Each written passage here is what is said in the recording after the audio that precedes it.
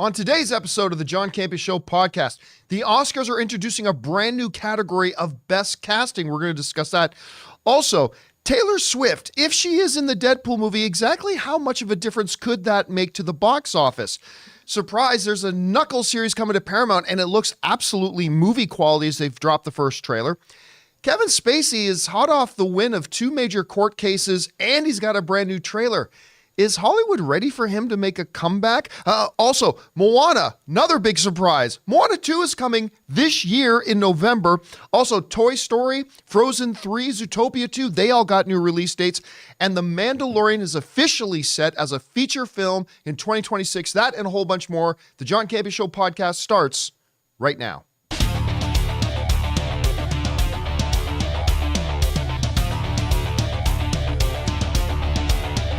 Well, greetings and salutations, everybody. Welcome to the best damn movie-related show on the planet Earth, the John Campea Show podcast, coming to you from right here in our quaint little studio, brought to you in part by our friends at Mint Mobile. I'm, of course, your host, John Campea, and it is an awesome honor and privilege, as it is every day, to have you, our international friends, gather around as we talk about our favorite things in the world, movies, movie news, TV, streaming, and all sorts of good stuff, not just giving you our opinions, but giving you some information and context so you guys can form your own well-informed opinions, whether they're the same or a little bit different than ours. Joining us in the studios today, I got Ray Ora. Hey, what's up, everyone? Jonathan Voico's here. Hello. The delightful Chris Carr is here. We survived the flood. Yay! And most importantly, you guys are here. Thank you so much for being here and making this show part of your day. And here's how today's show is going to go. We're going to break it into 2 parts. In the first part of the show, we're going to talk about those topics that I listed off.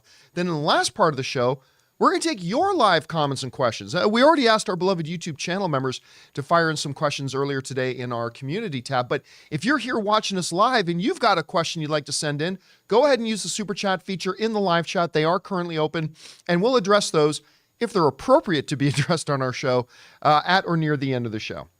All right, guys, with that down, let's get things kicked off here with this. You know, the Oscars are coming up. It is my favorite day of the year. Other than Christmas. Other than Christmas, more than my birthday, don't tell Ann, but more than my anniversary, the Oscars is my favorite day of the year. And, you know, for a long time, people always have ideas and theories about, you know, should there be new categories? I think the last time there was a new category was 2001, 2002, 2003, when they introduced the best cop-out category, best animated feature. And I don't mean that as disrespect to animation. I'm saying they disrespected animation because it was a cop-out for them because they just didn't want to have to deal with the issue that some of the best pictures of the year were animation, and they didn't want to put animated films in the best picture category, which is bull, but whatever. Well, now an announcement came out from the Academy today, looking like they are introducing a brand new category that will get kicked off at the 2026 Oscars, and that is Best Casting. This comes to us from Variety, and Variety writes the following. The Oscars are casting, get it, a wider net. The Board of Governors of the Academy of Motion Pictures Arts and Sciences announced pleasant surprise Thursday morning by creating a new competitive Oscar category for Best Achievement in Casting. It will begin at the 98th annual ceremonies for films that are released in 2025, which means the 2026 Oscars. This is the first new category created by the Academy since 2001 for Best Animated Feature. The Casting Directors Branch was formed officially in July of 2013 and has nearly 160 members. You know, whenever the topic of the potential of the Oscars introducing new categories comes up, 2 usually get brought up. One, a lot of people feel there should be one for Best Stunts, and the other is Best Casting. I have always believed that while it's a nice idea to have one for Best Stunts, it's just not practical because Academy members can't vote on that. They would literally have to be on set of the movies to see what goes into a stunt, which things were stunts, which things weren't. Like every other category in the Oscars is something that the Academy and voting members can just sit down and watch on the screen and make a determination. But they would have to be there. So I don't know if they're ever going to be able to get around to putting in a best stunts thing, although the stunt work in movies absolutely deserves to be adored and recognized. I just don't know how they could do that at the Oscars. But casting is another thing because casting is so vital to a movie. Because before an actor can get out there and give the best performance they can, you need somebody, a professional, who can go over the script, work with the director, and figure out who would best fit this, who would best bring this to life. And it's not just for one role, it's for a lot of roles in all these different movies. And I think it's about time that casting becomes recognized. Now, Chris, we've talked also before about whether the Oscars should also introduce what the SAG has, a best ensemble cast. I don't know if this is seen as kind of a surrogate of that or not, but I like the addition of best casting. How do you feel about it? Oh, I think it's an absolutely brilliant move, and one that we needed for a long time. Just even if you were not into the awards circuit, even if you were not somebody who follows these, Academy caliber films, if you were your average going moviegoer, you owe so much to casting. If you love Marvel movies, those all came together beautifully because of the hard work and dedication of Sarah Finn, who made sure these casts were fabulous for that first phase and continued on. We wouldn't have Robert Downey Jr. in here probably if she and Jon Favreau hadn't been like, you know what? He'd be great. Especially because he wasn't really on that upward trajectory still, even though he had an amazing movie like Kiss Kiss Bang Bang, like even though he had a very storied career, he had had some troubles in the past, and they took a chance on him. They took a chance on people who were unknowns, like Chris Hemsworth, right? Like Tom Hiddleston, all kinds of people. So those folks in there. Allison Jones, who if you watch sitcoms, you have these ensembles because of her. Everyone on The Office is because she handpicked those people. She'd been auditioning Jenna Fisher for years and years and years, and finally went, oh my gosh, this role is perfect for Jenna. I'm so glad I get to do this. Casting really champions actors, and I don't think we as movie fans, TV fans, do enough to really appreciate what they do. And so it's really exciting to see something like this in here. To your point about stunts, we've talked about this before on the show too. It's hard to quantify that because great stunt work is seamless. We don't notice when it's the stunt folks. That's what I mean by when I say the voters would literally have to be on the set of the movies in order to even be able to vote. Oh, yes, excellent. Plus, editing obviously comes into play too. But our stunt performers are so, so wonderful as well. But I think this is absolutely a step in the right direction and what we need to see more of. All right, guys. Question is for you. What do you think? Do you think this is a good move to introduce this category? I think this is a really good one and maybe one that should have been there a long time ago. Maybe there's some others you guys can think of. Whatever you guys think, jump into the comments section and let us know your thoughts. All right, guys. That down. Let's move on to this, shall we? Super Bowl is coming, or as they're calling it, the Taylor Bowl. To be frank, I don't even know if Taylor Swift is going to be at the Super Bowl because apparently she's got like a concert in Japan, like that ends literally just hours before the Super Bowl starts. So whether she'll be there or not, I'm not sure. But there's been a lot of speculation about whether or not she'll be in Deadpool 3. Which is, of course, a lot of people are going to be tuning into the Super Bowl just to see the new Deadpool, the first Deadpool 3 trailer. Now, you guys will remember at one football game a number of weeks ago, Taylor Swift was, of course, there to watch her man Travis Kelce. And in the box with her was Ryan Reynolds, Hugh Jackman, Sean Levy. All the Deadpool 3 people were there. That's got a lot of speculation going that she might be in the movie. So the question that a lot of people have often brought up now is, will this be the big thing that would push like Deadpool 3 if Taylor Swift, the number one music star in the world, was in this movie? Would it push it to like the $2 billion mark? Will it make a big difference? And that is the topic of today's Mint Mobile Hotline question of the day. Listen, guys, if you've got a question for our show and you'd like to hear your voice on our show, go ahead and call our Mint Mobile Hotline anytime 24/7 at 951-268-4259. And today's question is specifically about the impact Taylor Swift would or would not have on Deadpool 3. Check it out. Hey, John and crew. So my wife never mentioned the word Marvel in our 10-year marriage. And once she found out Taylor Swift could possibly be in the movie, she came and told me and said that she wanted to see when the first trailer was coming out. So my big question is, how much could Taylor Swift impact the viewing of not only the trailer, but Swifties all around the world going to see the new Deadpool movie? I know it sounds crazy, but I appreciate the time. All right, man. Thanks a lot for calling that in. We've had people write in and ask about this before, and my kind of response to this has always been, it won't make much of a difference.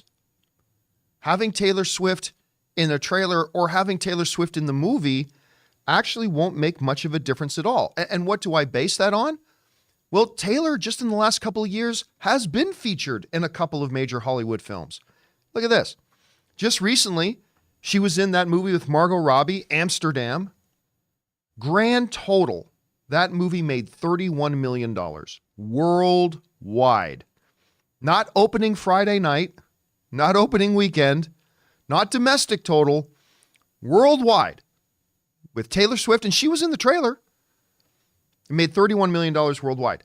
Taylor Swift being in that movie did not move the needle. Then, but just before that, she was in Cats, or Butthole Gate, as Chris would refer to it as. Where are the butts? Where are the butts? That movie, despite the fact that it's one of the biggest Broadway hits in history, had a pretty packed cast, including Taylor Swift. That movie made $77 million grand total worldwide. Precedence tells us that Taylor Swift being in a movie does not move the needle. Okay, and that's what I've been saying, right? I've been saying that. Every time somebody writes in and asks, I've been saying that. But I wonder if I need to reconsider my position on this. Because an argument could be made that you can't just take Taylor Swift and drop her in just anything, and all of a sudden that one thing becomes popular. It's about putting her in something that maybe would be able to properly leverage or take advantage of her popularity in some kind of symmetry with the thing you're putting her in. You know, like dropping her in Cats, nobody cared. Date Travis Kelce, all of a sudden her fan base is whipped into a frenzy and super excited about it. They didn't do that for Amsterdam. They sure as hell didn't do that for Cats, but they did for that. Matter of fact, you know, Travis is in the AFC Championship game. Obviously, Taylor Swift is in attendance, broke every single viewership record for any AFC Championship game in history. It was a great matchup. That had most to do with it, but you'd be a fool if you don't acknowledge that Taylor Swift being there had something to do with it too. So I'm left to wonder if, okay, Amsterdam, none of her fans cared. Cats, none of her fans cared. But have her team up with Ryan Reynolds, arguably one of the biggest movie stars in the world, and put her in a Deadpool movie that a lot more of her fan base would maybe be excited about, super more popular, and all that kind of stuff. Would that be something that excites, energizes, and mobilizes the army of Swifties that are out there? By the way, horrible fucking name for a fan base. Swifties. I much prefer, what do they call it? The Benedicts? The that one's bitches? horrible. He hates it. I know he hates it. Or but did they call themselves cumber bitches? It was catchy. He's like, that's horrible. You should pick something that's less degrading to you all. Yeah, but that's what they called themselves. Man. So, but at any rate, we are not here to debate the merits of the term Swifties. You know what? I need to reconsider my position on this. I'm starting to think if it's something like a Deadpool, it could move the needle. Now, move the needle how much? I've said that I believe Deadpool, as long as it's good, it's got to be good. As long as it's good, Deadpool will be $1 billion film. There's an argument to be made that neither of the other two Deadpool films were $1 billion films. True, but we've been waiting years for this new one. It's now in the MCU, and Hugh Jackman is returning as Wolverine, and people want to see them together. So this is going to be $1 billion film. Will Taylor Swift being in there make it a $2 billion film? No, I don't think so. I think it moves the needle. So here, for example, I think if this movie on its own was going to be a $1.1 billion film, I could see it being a $1.3 billion film. If this movie was going to be a $4 billion film, I can see it being a $1.6 billion film. So I have changed directions here a little bit, Chris. I now do think that if Taylor Swift is in this movie, which we don't officially know, we're all assuming, but we don't officially know. But if she is in this movie, and if she is in this trailer, it will skyrocket the number of views the trailer gets. And I think Not majorly, but I think it'll move the needle a little bit as to the overall box office. What are you thinking about this? I think it will. We've seen the kind of Taylor Swift effect so far. And I think that people would come to the theater to see her in a cameo if it's publicized ahead of time or people find out about it after that first weekend at the box office. Oh my gosh, Taylor Swift is in this. Maybe that moves the needle for me to go see it or to, get somebody who's not super, super into Marvel to go, oh, maybe this is for me. I will say, though, the whole Dazzler bit of it all, Kevin Feige is a huge Dazzler fan.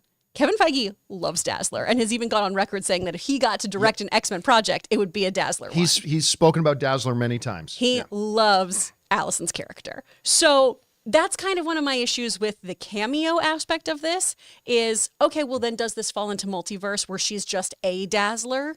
Because I don't know if Taylor Swift, who's got great ambitions of directing, who's going on global tours, who's a producer, is also going to then commit to doing Marvel films. Remember, the Dazzler part is nothing but a fan theory, right? Nobody's ever said she'll be that's Dazzler. what I'm saying, though. I don't know if they're going to use her as Dazzler unless it is a one and done situation. I think we can absolutely expect to see her in this film. It makes sense. All of these folks are buddies. They hang out together all the time. She's very, very close to Blake Lively. So I can see her popping in here. I just don't know why everyone has been like, well, there's an X-Men who sings, so it has to be Taylor Swift.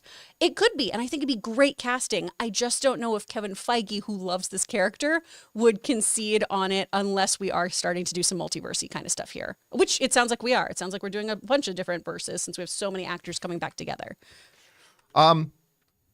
Is it safe to say, though, that if, and at this point, everybody, it's still an if Taylor Swift is in this movie, they will 100% put her in the trailer. Even if it's just a brief view of her or whatever, it's like, hi guys, or whatever. Like, is that a foregone conclusion that if she's in the movie, it would be a tremendously missed opportunity if they didn't put her in the trailer, would it not? I agree, because it's not so much you're giving up like a plot point or a spoiler. This is like a box office draw. Yeah. Then. Yeah, you're telling the world, hey, Swifties, your girl's in this. And since it's the only Marvel release too, you gotta put all your eggs in the basket. You know what I Yep, mean? 100%. You gotta tell everybody what's happening in this movie. All right, guys. Question is for you. What do you think? Do you think, look, take for a second, I know it's hard, but take for a second whether you love Taylor Swift or really don't like Taylor Swift. Take that out of the equation. Do you honestly think objectively that if Taylor Swift does appear in this movie and they put her in the trailer, will that move the needle? Maybe a lot, maybe a little, maybe not at all. Whatever you guys think, let us know in the comment section down below. All right, guys. With that down, let's move on to this, shall we? Nothing creates a more friendly, easygoing topic of conversation than bringing up Kevin Spacey. Yep. Nothing awkward about that. Kevin Spacey, of course, who at one point was one of the most respected actors in Hollywood, multi-time Academy Award winner, actually picked by a lot of people, admittedly me at one point, to maybe be a legacy, long-term, ongoing Oscar host. He's a Hollywood historian, all that kind of stuff. Launched kind of Netflix's original streaming stuff with House of Cards. That was the first thing that was really their big foray into, we're going to create our own content. Here's our. Netflix is creating a big television series, House of Cards. House of Cards was great. And then, well, everything hit the fan. We all know about it. And he was kind of run out of town in disgrace. But here's the thing now. He's on a bit of a roll. He's won 2 significant court cases recently. He's got a brand new trailer out. And the question is, 2 questions. Can Kevin Spacey make a comeback? And is Hollywood and the fans of Hollywood ready for him to come back? This comes to us from the folks at The Hollywood Reporter, who wrote the following. Kevin Spacey has nabbed yet another legal victory. Originally ordered to pay $31 million to the House of Cards producer MRC, he's now agreed to a payment of just $1 million. Not only that, but he gets to pay it over multiple years and in installments equal to 10% of his after-tax income. It follows the House of Cards actor being found not guilty in a UK court sexual assault trial in July of 2023. Spacey plays a killer with no moral compass in Peter 5-8, which marks his first leading role since his career imploded amid allegations of sexual misconduct in 2017. And look, all other issues aside, just trying to take the trailer for what it was. I thought it was a very good trailer. It looked like a very interesting movie. I would be, under normal circumstances, really interested in the film. So this brings us back to the question of Kevin Spacey. We live in a society where we often say everybody gets to have their day in court, right? We let it go to court. We presume innocence until proven guilty. That's one of the standard bearers of our entire culture, that we say innocent until proven guilty, all that kind of stuff. Kevin Spacey is knocking win after win out in the world of courts. He's now getting this back. I mean, everything fell apart for him 6 going on 7 years ago, where he basically lost his career for 7 years. So there are 2 separate questions, like I said before, in front of us, and they are separate questions. 1, can he make a comeback? 2, is a lot of the audience ready for him to make a comeback? And I'm torn. I'm going to be honest with you. I'm torn. On the one hand, I've always really liked Kevin Spacey. I mean, he's in one of my top 10 all-time favorite films of Usual Suspects. I mean, I just love that film. The last film I saw him in was Baby Driver. I really loved him in that. House of Cards, he was brilliant. I mean, he's a great actor. He's a great actor. And I don't take personally, and I'm only talking personally, everybody's going to have their own personal feelings about this. I'm only talking about mine. You know, I do not take lightly the fact that he stood trial and a court acquitted him. I mean, if we're going to live in a society where we say everybody's innocent until proven guilty, everybody deserves their day in court, and he had his day in court, and it wasn't on some little technicality. They just looked at the court, they heard the argument, and he said, not guilty. Now this thing where originally the producers of House of Cards, who their show imploded because of his stuff and his crap that was going on, they lost out on millions and millions and millions of dollars because their show imploded when he had to go. And so they sued him, and originally he was found liable for $31 million. But now that's come down to just 1. So it's another victory for him. But here's a little bit of a sticker for me. Whether the amount was $31 million, or whether the amount was $1 million, or whether the amount was $1,000, the fact that it was still $1 million still suggests that his conduct was at least partially responsible for the ruination of that show and the financial burden that fell to the creators.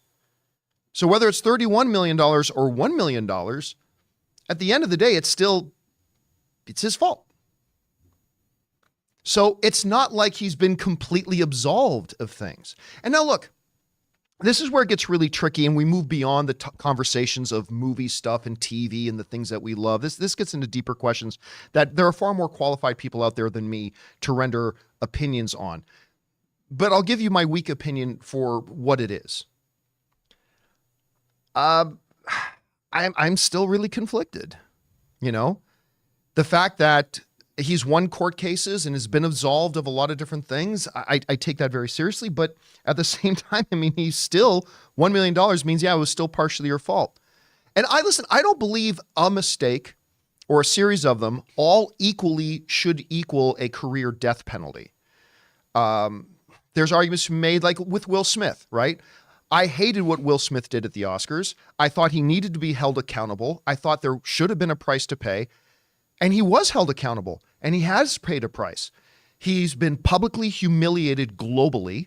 He's lost out on tens of millions of dollars of film deals. He had a number of his film projects dropped, and he had to sit and live in that for a number of years. But I also believe at some point he should be able to come back, and now that he's paid a price, does that apply to Kevin Spacey?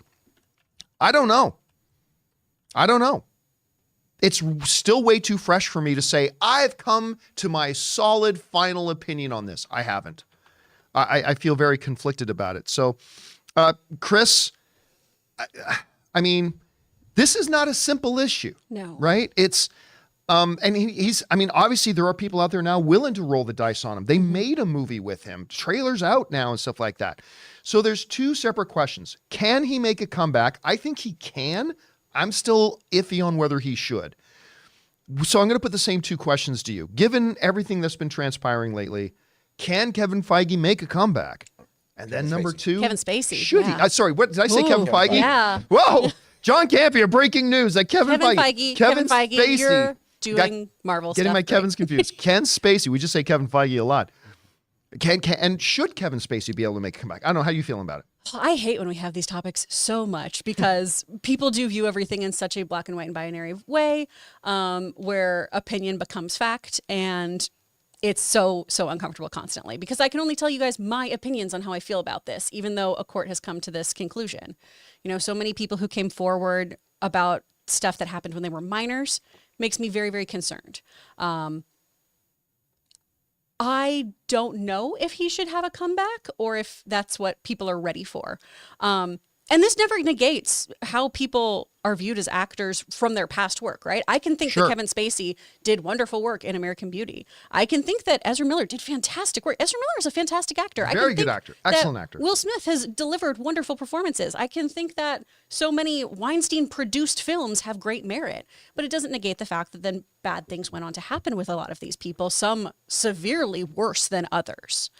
So for me, I don't know if I personally would want to go see Kevin Spacey back on late night talk shows, talking about his time as a stand-up, talking about his time doing theater. I don't know if I would be ready for that as an audience viewer, but that's because of my own personal views and biases. And also because, you know, the legal system too, it's very hard for victims to come forward. Typically studies have shown it's so hard for male victims to come forward. And it's just been such a upsetting researching through all of this, seeing the people's testimonies and everything. It's always upsetting to see victims have to put themselves in this position. Obviously, on the inverse of that, a false accusation can ruin someone's life if it is somebody who's just falsely accusing somebody of things. So it's a very complicated issue. It's just one for me where I don't know as an audience member, I would be ready to see him in things. I already had a conflicting time seeing Baby Driver because I was late to the game to it. But again, great in that movie. Yeah. But I just don't know how I feel about him. And I know that so many people can separate the art from the artist and all of that. I'm personally somebody who does struggle with that sometimes of, do I want to support your work? Do I want to support you in your endeavors? Because I am slightly, in a very tiny way, helping pay for things through residuals, through brand deals, through box office. So I typically tend to really have to ruminate on that. But that's not to say that's what anyone else should do. I just don't know if the court of public opinion will give him that break too. You know, Mel Gibson started to make movies again. Some people are on board with that. Some people aren't. Yeah. It's the box office ultimately, but there are also allegations, not even like legal allegations, but just complaints that he was kind of like toxic on the work environment. Well, that's been around a long time, and then that's to me up to the production company of do they want to take that risk, and then if he keeps running afoul and growing that reputation now that he's back, exactly, then they'll just stop working with him. For sure, because part of the UK case was he describes himself as, well, I'm such a flirt, and that gets me in trouble. Well, and if you're a victim of harassment, a lot of times things start out as, it was harmless flirting, it was joking, it was this, and it's not a joke or harmless until somebody points it out, and it's about how it's received. So yeah, I think that's a great point. Maybe he needs a handler or something like that, you know? Something, yeah. It's up to the sets, too, to decide. That's a great point. See, I've never really, and I know this isn't a popular opinion, I've never cared about whether someone is an asshole. Like, like when the whole stuff with Jonathan Majors was starting to come out, and all of a sudden people started coming out of the woodwork, it's like, he was a real jerk on the set of this, and he was really mean on the set of this.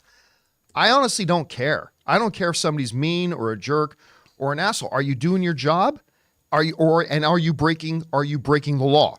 Those are my two things, right? That's the thing. When it's a actual crime. Yes, that's where it's different. But yeah, I can think that somebody's a jackass. You guys have heard my opinions of certain actors doing certain things where I go, that's not for me. I'm not on board with that. But I don't think they should be canceled. That's just my own personal opinion. On a personal, and I agree with you. But also if I was a producer or director and you were too, and suddenly you have people coming at you saying, I can't work here anymore because of actor well, I mean, if it gets Sure. to that level, then it's like, okay, I can't work with this guy in the future. Yeah, but if it's crime, if it's harassment, if it's endangering people on your set, then there's no wiggle room there because they're a liability. All right, guys. Question is for you, and this is, I know everybody's going to act like they know exactly what should happen with Kevin Spacey. Intelligent people will know that there should be a little bit of ambiguity here. We don't know. It's still really fresh. This is still unfolding. But how do you feel about this right now? Do you think he can make a comeback? Do you think he should make a comeback? It's going to be interesting to see how people evolve their own feelings. I'm curious to see how my own feelings about this are going to evolve over the coming months. Leave your thoughts down below. All right, guys. That down. Let's move on to this, shall we? We found out a while ago something that was kind of a head scratcher to me. Paramount Plus was going to be doing a Knuckles series, which I honestly didn't think was a very good idea to do. I mean, things are working with Sonic, so just let Sonic be Sonic, that sort of thing. And I didn't really see the point of doing a Knuckles TV series. I also, without any real information, just assumed, and you know what they say about assuming? It makes an ass out of you and you. So I just kind of assumed that this would be a much cheaper level, maybe regular 2D animation, like bad animation, like Invincible. I love the Invincible show, but it's not great animation. Let's call it what it is. It's animation that's made to be very inexpensive and quick. So I was expecting like 2D animation. I didn't expect any of I didn't even expect Idris Elba. Even though they said Idris Elba was going to be doing voices, I didn't even really expect it would be that. Well, imagine my shock and surprise when this Knuckles trailer drops, and number one, it is Idris Elba. Number two, it is a lot of the actual cast from the movies. Number three, Sonic himself is making an appearance. Number four, it's absolutely delightful. And number five, it looks absolutely interchangeable with the movie quality. I actually had to watch it a couple of times to try to find where they cheaped out on this. It's absolutely movie quality. It looks like you could intercut footage from this thing in with the footage of a Sonic movie and you won't blink. You won't be able to tell the difference. The series is shot in IMAX. And yeah, so that's right. Jonathan's bringing that. It's shot in IMAX, which is kind of crazy. And so whatever, the trailer I thought was totally charming. Listen, I fell in love with this Knuckles character, particularly near the end. I liked how the character kind of evolved. At the beginning of the last Sonic movie, Knuckles was Knuckles, whatever. But as he got to the end and as he changed sides and his personalities, what was the line he said about ice cream? I can't remember exactly, but I remember I laughed my ass off when they start talking about ice cream at the end. But they bring this in, and this even the end of it, as he's literally drinking out of a pot of coffee. Are you going to go save him? No. He must learn to save himself. As he's being dragged away down the street by a motorcycle. I was completely charmed by it. I instantly got that same kind of flutter that I kind of get watching the Sonic movie. Just pure charmed. And I thought this looked great. And it's always good seeing the Hound. Seeing the Hound pop up, and I'm like, that's an intake. Now, granted, it's just the same plot from the original Sonic movie. I'm a bad guy. I need to get his quill to power my machine. Okay, we've been there and done that. Fair enough. But I got to tell you, I really, really like this trailer. And there's nobody who I was more interested in finding out what they thought about this trailer than Ray Ora. Yeah. Who loves Sonic. I know you were kind of hoping for a Shadow series, but I haven't asked you since I got in here today. What did you think about the Knuckles trailer? It looks good. I would never, with properties like Sonic, I would never bet against Paramount. I think they take good care of the certain properties that they have. Like this trailer looked good. It surprised me. I actually thought at the beginning, are these clips from the movie that they're showing, like clips that I don't remember? Right? And then they started getting into the story, and I was like, no, this is the way it looks. And it looks like they could release this thing in theaters. Paramount, as bad as their business is going right now, like with them possibly being sold, I do like the way they treat their headliners. Yeah. They're very good at that. I hope we get to see this Transformers Year 1. I have a feeling this is going to be good. That's going to be good. The one with Chris Hemsworth being the voice of Optimus? Just because I just like the way they've been doing their properties lately, at least. With the Turtles taking chances. With the series. This series has got to be a big chance for them to be taken, because it looks like there's a lot of money in this series. I mean, it looks like there are dollars on the screen. And I got to say, listen, I'm a big fan of Paramount. I have been for, I know they struggled for a number of years, but just the way they came out of the gate with with Top Gun, the way the Sonic stuff, the way they've handled, the way clearly they put all the right energy and effort and put their money into this Knuckles series. I don't mind telling you, I'm a Paramount fan. And let's not forget, for Episode 1, Season 2, Halo begins today. No, it dropped this morning. Oh, they dropped the first two. I got Ray's leaving. There goes Ray. I got notified earlier this morning that they dropped the first 2 episodes this morning. So I'm probably, Ann and I are driving out to go to the lake. 2 episodes? Apparently it's the first 2. Yeah, I love that crappy show. Ann and I are driving out to go to the Lakers game because it's Kobe Day or something like that. Oh, Ann is a huge Kobe fan. But as she's driving, I'm going to be sitting there watching Halo probably. And anyway, Chris, you are also somebody I've been dying to know what you thought, because you're a big Sonic fan. I love Sonic What so did you much. think about this trailer? Yeah, I was thinking about you this morning, Ray. I was like, oh, it dropped. I'm so happy. I think this looks delightful. And this is one where I like the idea of 6 episodes for this, because the story is supposed to be that Knuckles is training Wally, Adam Pally here, hilarious, wonderful improviser. If you've ever gotten the chance to see him do any live improv here, oh, so good. You're talking about the human character, right? Yeah. The human character. Who's really good friends with Ben Schwartz. Okay. They came up in comedy together. And so I love the idea of him training Wally to be an Echidna warrior.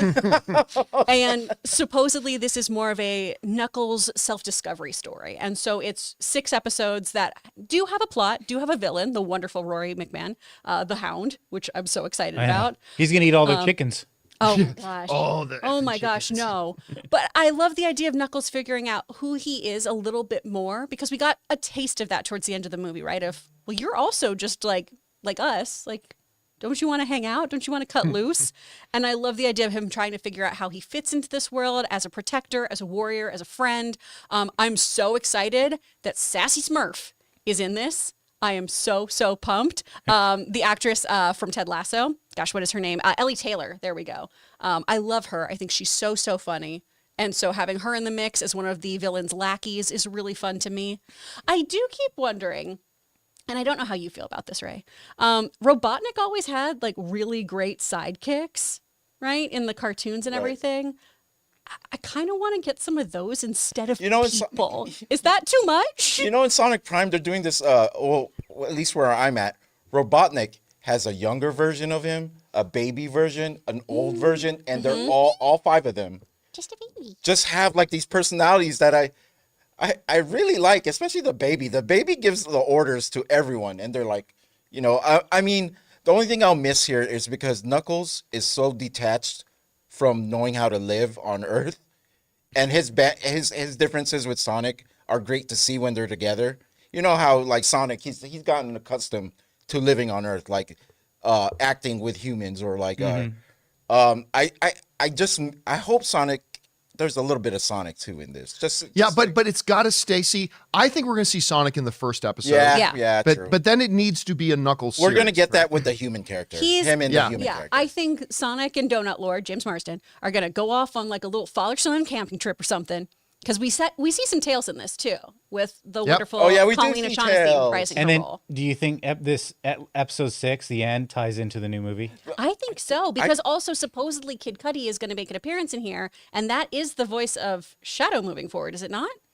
Kid Cudi? I thought it was. Oh, am I wrong about that? That could really? be a rumor. Okay, but anyways, this kind of looks like it's in between the last movie and whatever the next one will be. It's going to be a little in between story. All right.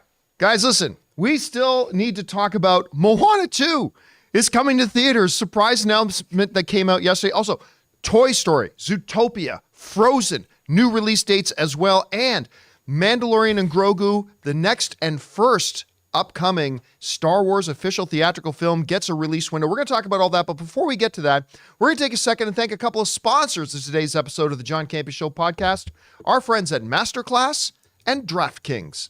Guys, we want to take a second to thank a sponsor of today's episode, MasterClass. Everyone, it's a new year, so picture that thing that you've always wanted to learn. Now, picture learning it from a person who's literally one of the best in the world at it, and that's what you get with MasterClass. This year, learn from the best to become your best with MasterClass. Don't just talk about improving, MasterClass helps you actually do it. Because MasterClass offers over 180 world-class instructors, so whether you want to master negotiation with Chris Voss, like I did, think like a boss with Martha Stewart, or learn the art of storytelling from the man himself, Neil Gaiman, MasterClass has you covered. Because with MasterClass, you get unlimited access to intimate one-on-one classes with the world's best. At MasterClass, there are over 200 classes to pick from, with new classes being added every month. And if you're a viewer of the John Campea Show, you probably love movie making, storytelling, television. So you'd be totally interested in things like screenwriting from Aaron Sorkin, learn developing original TV series from Stranger Things' The Duffer Brothers, or maybe you like the music side of movies, well, you can learn film scoring from Hans Zimmer. And right now, our listeners will get an additional 15% off an annual membership at masterclass.com/Campea. Get 15% off right now at masterclass.com/Campea. masterclass.com/Campea.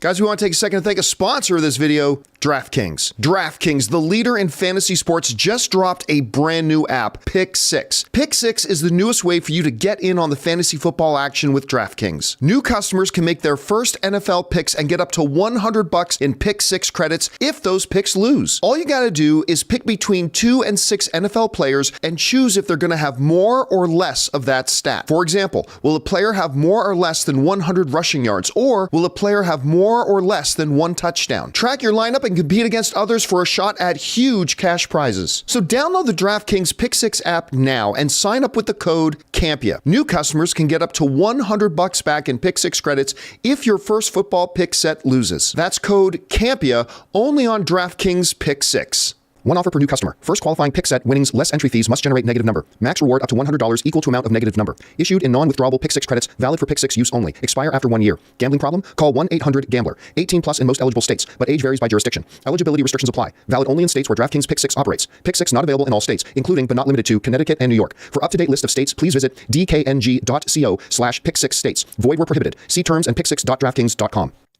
And thank you to our friends at MasterClass and DraftKings for sponsoring today's episode of the John Campea Show podcast. All right, guys, with that down, let's move on to this, shall we? Unabashedly, one of my favorite animated films to come out of the House of Mouse over the last bunch of years was Moana. I loved that movie. I still have on my playlist, "There's a line where the sky meets the sea, it calls me." I love that. I get chills when I hear that line.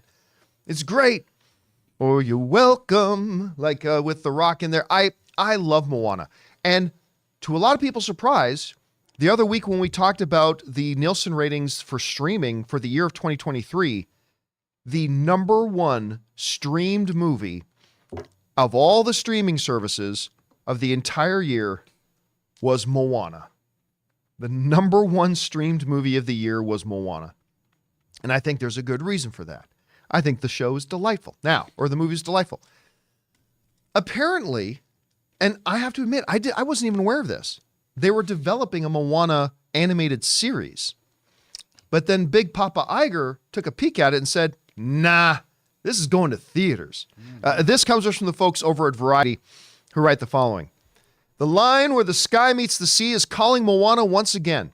Disney announced a sequel to Moana, which will be released theatrically on November 27th of this year. The company's CEO, Bob Iger, revealed the news on CNBC ahead of Disney's first quarter of fiscal 2024 earnings report. The second Moana was originally developed as a TV series, but became a feature film because Iger was impressed with the footage. Moana remains an incredibly popular franchise. Number one movie of the year. Iger said in a statement, "We can't wait to give you more Moana and Maui when Moana 2 comes to theaters this November." I should mention one of the people who sent in a Mint Mobile hotline that we didn't pick for today sent in a question asking, do you think Maui will be in the Moana 2? Well, yeah, Bob Iger strictly said we're going to get more Moana and Maui. All right. Let me just say this. This is a no-brainer. This is an absolute no-brainer. If it wasn't for the fact that the first Moana was such a big hit and so wonderful and had the staying power, the very fact that like 5 years after it was in theaters, it was still the #1 streaming movie of the year. That's crazy. That is absolutely nuts. Kind of motivated them to move towards this direction. And I really like that it again shows the difference between Iger and Paycheck. You know, Bob Chapek was like, hey, animation arms at Disney, you made a really great movie here. Let's dump it on streaming. Whereas Bob Iger was like, oh, you were making this for TV? Yeah, nah. This is going to theaters. I love that. Just a few facts here. Worldwide, it made $687 million, and the opening for the first Moana was $56 million. So it made more money than Aquaman made, or Aquaman 2 made. Made more money. Made 1.5 Black Adams at the box office. And The Flash. And it's just gotten more and more popular. Again, #1 streaming movie of the year. Not just for older films. That includes all brand new films as well, that it took #1 at the charts in that. I love the fact that Iger is reshifting Disney's focus back to theatrical, because you put this out theaters, then you put it on streaming, and you're going to go bonkers with it on streaming after it's been in theaters as well. I love that they're doing this. I really hope that it's not just Maui. I do hope Dwayne Johnson comes back for this, which there's no reason he wouldn't. I mean, he's doing the live action one as well, right? Yeah, the article I read said they expect the two to return, at least the actor and actress. So. Yes, which, by the way, the actress, we had her in studio with us. She came in to talk about some of the stuff she was doing after Moana. She was delightful. I really enjoyed talking to her. And to have The Rock back, I couldn't be happier about this. I got to tell you, I'm super, super thrilled about this. Chris, you heard this news. What did you think? I don't think anyone in the world is happier than my husband. Oh, he loves it? Is Logan a big Moana fan? Logan loves Moana. Oh my God. And it's his comfort movie when I go out of town, where like he'll send me video of him like singing along and being like, man, I want to bully him so bad. Yeah. I want to bully him. You can try, but nothing phases him. I know. That's why I could say that out loud Exactly. and not if you're feel like, bad. you watch Moana once a month, what's wrong with you? He's like, absolutely nothing. I love movies.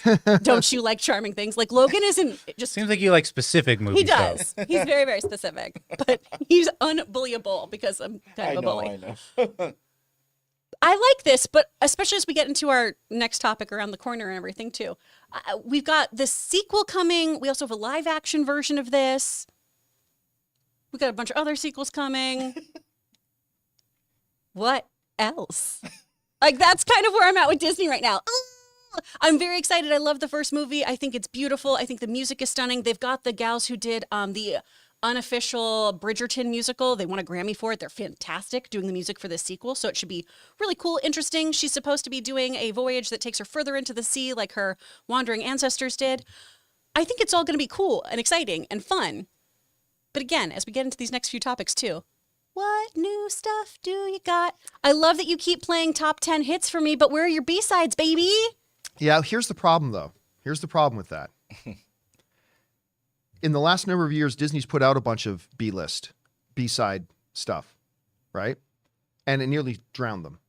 It nearly killed them. And there's an argument to be made, and I believe this argument. Like, having the last few years, and again, it's Disney's own fault because Chapek took Luca and took Soul and Turning Red. Most importantly, the best animated film of that year, Turning Red, and dumped them on streaming. But they've also struggled a little bit about, Elemental struggled out of the gate until audiences, the word of mouth started going around, this movie's really fucking great. Yeah. And then everybody started to go see it. But then they had that damn Strange World movie I can't that wait was... for Ilios, though. Ilios. Well, but that didn't come out. Disney. That didn't That's come out, not right? They're animated properties, though. They also just weren't advertising. No, they weren't doing well. So here's the position they're in. And I think this is the strategy that they're adopting, doing a Moana 2 and stuff like that, is that, look, we need to get the audience... Because what Chapek did was kill the idea that a Disney, whether it's Disney Animation or Pixar, Bob Chapek killed the idea that a Disney animated film in theaters was an event anymore. He killed that. He absolutely killed that. And I think what Bob Iger is doing here, and this is just me theorizing, is saying we need to build back the eventness of our films coming to the theater. We need to line up a bunch of crowd-pleasing big hits, so that buys us the ability to start putting out new original films too. Because if we just try to start putting out new original films again that nobody's heard of, we're going to have a hard time getting out of this rut. Let's get out of the rut. People have been dying for a Frozen 3. People have been dying for another Zootopia. People have been dying, I have been, and Logan has apparently, for a new Moana. Get those out. Get it established again that a Disney animated film, whether it's Disney Animation or Pixar, is an event. They're blockbusters. They succeed. And then start peppering in the originals again after that. But can this also say something about the way he feels about Disney Plus too? Not putting it as a series? Because like we said, the Moana movie was #1. Yep. A series you would think would do well for Disney Plus. So does that say anything about? I'm just no, but it would also make but it would make them no money, right? Right. And see, Bob Iger completely believes in Disney Plus. He created it. Like Disney Plus was his idea. But his main idea of Disney Plus was what it always should have been. Keep the theatrical thing going, and then Disney Plus becomes the home for that stuff that was in theaters. And pepper in some original stuff for Disney Plus as well, absolutely. Unfortunately, the new leadership came in and just put all the emphasis on Disney Plus. And I think that's the thing. I think he knows that a Moana 2 that goes to theaters and then goes to Disney Plus will get way more views on Disney Plus than if they just dropped a Moana series on Disney Plus. Like if they had just taken a Moana series and put it on Disney Plus, it would have gotten views. It would have gotten a lot of views. But a Moana 2 movie that goes to theaters first and then to Disney Plus is going to be way better for Disney Plus. It's going to get quadruple the views that just a Moana series would have gotten. So I think you could make an argument that Bob Iger may actually be doing this for Disney Plus because it's actually going to be better for Disney Plus in the long run. I just love this, though. I just want to see the new movie. And now Lin-Manuel Miranda isn't returning to do the music. No. That's a little bit of a bummer. Yeah, but like you pointed out, Chris, they still got some great people coming in to do music. I can't wait to see this. I'm excited, and I don't care what anybody thinks about that. All right. With that down, let's move on to this, shall we? Speaking of Disney animation, Moana was not the only big news that got dropped. Now, Bob Iger already announced a long time ago that we were going to get a new Toy Story, we were going to get a new Frozen, that we were going to get a new Zootopia. Everybody likes Zootopia more than I do, but I can't deny the sheer popularity. Everybody loves Zootopia. So now, though, we have more detail about when we can expect these things. This comes to us from MovieWeb, who wrote the following. We now know when we will be sitting down to watch several highly anticipated Disney and Pixar sequels, including Toy Story 5 and Frozen 3. Coming as a part of the company's Q1 2024 earnings conference call, Disney CEO Bob Iger revealed that Zootopia 2 will be arriving in 2025, so next year, with the exact release date now revealed as November 26th, 2025. While both Toy Story 5 and Frozen 3 are both now due to land in theaters in 2026. So going back to what we were talking about a second ago about, okay, so Disney Animation is now coming out with, after having a long string of nothing but originals, right? Coming out of the Disney Animation departments, whether that's Pixar or Disney Animation, they put out Soul, they put out Luca, they put out Turning Red, they put out Strange World. They put out Elemental. So they did a big, long stretch of just pure originals. They now got a stretch of popular sequels coming out. Now, like Chris brought up a good point. Like, you don't want to just fall back into just doing sequels. But Disney, because of the failure of the last administration, they've got to rebuild the identity and the branding of what is a Disney animated thing, right?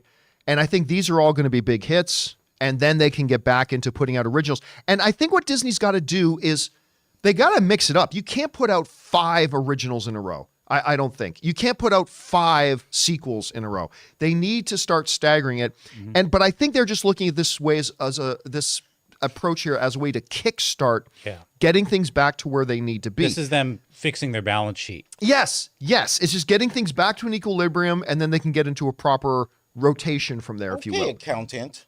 Well, it all comes back around. A lot of people know Jonathan used to be an accountant. Yeah. Now, one of the conversations I've ever heard, like everybody's saying, yeah, Frozen 3 makes sense. Both the Frozen movies both made $1 billion. To this day, when you go to Disneyland, fuck Disneyland. But to this day, whenever you go to No, Disneyland, not me either. I want to see Star Wars Land. whenever you go to Disneyland view of Disneyland, every you will panelist on the still show. see nothing but little girls all dressed as Elsa and the milkmaid. I can't remember. What's the name of the other girl? Anna? Milkmaid. Anna and Yeah, Elsa. Milk- So Anna she's the a queen milkmaid. and her sister's a milkmaid? I How do you don't think remember their monarchies work? names. Well, it's a I just making something An Aaron is up. spare, so you got to do something. So then the spare's just like, well, milkmaid. I guess a milkmaid. Yeah. So and everybody knows about that, and everybody's been screaming for a Zootopia 2. But with Toy Story, I'm already seeing the conversations. Do we need another Toy Story? Did we need a fourth or? But I want to, that's the point. A lot of people forget that when they announced Toy Story 2, a lot of people were, Toy Story 1 was perfect, and it was perfect. You don't need another one's just going to ruin it. What happened? Toy Story 2 came out, became the first wide release film in Rotten Tomatoes history to be 100% film. And then when they announced that they were going to be doing Toy Story 3, everybody said, we don't need Toy Story 3. Toy Story 2 was a perfect ending. We don't need Toy Story 3. Toy Story 3 came out and became only the third animated film in cinematic history to be nominated for Best Picture at the Academy Awards. It was great. So then they said they're going to do Toy Story 4. And everybody said, we don't need a Toy Story 4. The ending of Toy Story 3 was perfect. And the ending of Toy Story 3 was perfect. And while Toy Story 4 wasn't as good as Toy Story 3, it was a really good little movie. I love Forky. And then with the passing of the toys and stuff like that, I thought it was great. And now again, people are saying, we don't need a Toy Story 5. The ending of Toy Story 4 was perfect. And it was perfect. The point is, as long as they've still got a fresh, new, fun, delightful story to tell, as long as that's the case, and Peter Docter says that's exactly what they have, make another one. Go for it. If I can watch 15 seasons of Supernatural, if you continuously have a good story to tell with these toys, go ahead and tell another one. And once you make a stinker, okay, then maybe it's time to pull the plug. But so far, they've been knocking it out of the park. 15 seasons of Supernatural? Man, that's a lot. But anyway, That's here's a one lot. major snub during this announcement. Uh-oh, What's what? that? One snub. Okay. What is it? Where is my Bluey movie? Come on. Is that Come on. Disney? Yeah. Well, it's on Disney Plus. Oh, all Yeah, right. but I don't think they make the Bluey stuff. But they do couldn't announce one. I don't care who makes it. It'd be just so full of announce one. lessons. Yeah, but Bluey is the number 2 streaming show in the world in 2023. They're Bluey's having number too much 2. success just doing it with TV. They don't need to make a movie. Or make some short animated, because they're better at Just short. go watch the new episodes. The short animated, that's called an episode of television. I want it on Like the when a big screen, kid gets baby. like told no, and he's like, I want it on a big screen, baby. Maybe not a Bluey feature film. on the What big about screen. a shorter animated story? Like in an front episode of the in front show? In front of Moana, too. In Oh, front of short one? from Okay, Moana. You want, okay, you but want like again, a that'd be Pixar cool. short? Yeah, like a but Pixar Bluey? short, Okay. like made for That's the fair. theater, you know? Yeah. Ray and behind Bluey. I Ray and have Bluey. all the ideas here. Anyway, Chris, Right here. so Frozen 3, Toy Story 5, Zootopia 2. They're now solidifying all this stuff. They announced these a long time ago, but now they're solidifying. We got release dates. What do you make of this? I am in that camp of like, do we need a Toy Story 5? But that's only because Toy Story 4, while it had very charming moments, I went, this was fine. Oh, I loved not as much as 3, but I loved Toy 3 Story was 4. fabulous. And 4 just was like, yeah, I understand why we were telling the story, but also I don't know if it's for me, but not everything is made for me, so that's totally fine. Zootopia 2, I am wildly excited about. I love Zootopia. I love that world. I think it's fantastic. And yeah, Frozen 3, it's money left on the table. Like, people are obsessed with these movies. It's printing money. Yeah, I don't understand the huge pull of them. I think there are other movies that Disney has done that are much better narratively, character-wise, etc. But I'm also not a young girl who gets to dress up like Anna or Elsa. So, oh, come on, we all are. we all There are. was so We all much the same. that it We was a all can dress up lie like them. about that statement you just said. So much of that statement was a lie. Well, I mean, I'm not going to. I guess I should say that. I'm not like, oh my gosh, I can't wait to cosplay as those two. That's not my bag. But again, I come back to, I know Bob Iger went on record in November talking about how they're in that building phase, still getting out of the pandemic, of we're going to focus on our tent poles. We're going to do more quality over quantity. And then we're going to start focusing on bringing in new and exciting IP. And that's just the part of the puzzle that I'm going, okay, so what are those guys? And to Disney's credit, like they are doing much better than they thought they'd do. Their quarterly earnings came out, obviously. Yeah, which was quite strong. And it was really strong. They did a great job. It's just, I think, for us as moviegoers, when you see Disney box office not all be performing at super high levels, or their films just not having critically acclaimed receptions, we all go, oh, that's kind of odd for Disney. It's a perception issue. Yeah. So they're still doing well financially. They're going to do well this year, too. And I think the restructuring is really smart. And also, of course, they have Taylor Swift coming to Disney Plus. Yeah, the Eras Tour they announced is going to be on Disney Plus. Huge coup for them. So yeah, so Huge coup they're for them. going to be making money over money over money. I am just still intrigued to see what's the new stuff that they're going to do, what else is going to be out there. And then also real quick, because we just didn't get to it, I'm such a dummy, I brain farted. I didn't realize that was Kid Cudi in the trailer for Knuckles. Like, what is wrong with me? Yeah, he's not going to be Shadow. Sorry guys, this coffee not working. All right, guys. Stronger. Question is for you. What do you make of all this? Jump on down in the comments and let us know your thoughts. All right. With that down, let's move on to this one here, shall we? So in the midst of all this, another thing that got announced, I believe there are 47 Star Wars movies that have been announced lately. But one of the ones is a Mandalorian feature theatrical film. Now, whether they're going to call it The Mandalorian, the movie, or they're going to call it Star Wars Mandalorian, an anthology, or whether they're going to call it Star Wars Mandalorian and Grogu, or whatever it is they end up calling it. They told us we're going to get a Mandalorian movie directed by Jon Favreau himself, which is exciting. But it was just still kind of nebulous, right? Like a lot of the other Star Wars, oh, we announced this Star Wars movie and that Star Wars movie and this other Star Wars movie, and most of them never come to fruition. Well, now Bob Iger, from the mouth of Iger himself, has set the release window. It's coming in 2026. This comes to us from the folks at IGN who said the following. Disney CEO Bob Iger recently spoke about the new slate for Star Wars during an earnings call. This new slate will be led by the Mandalorian and Grogu movie, and the release date has been set for 2026. Moreover, Pedro Pascal will be returning as the beloved bounty hunter. There was some questions about that floating around out there. Din Djarin and Jon Favreau will be the director.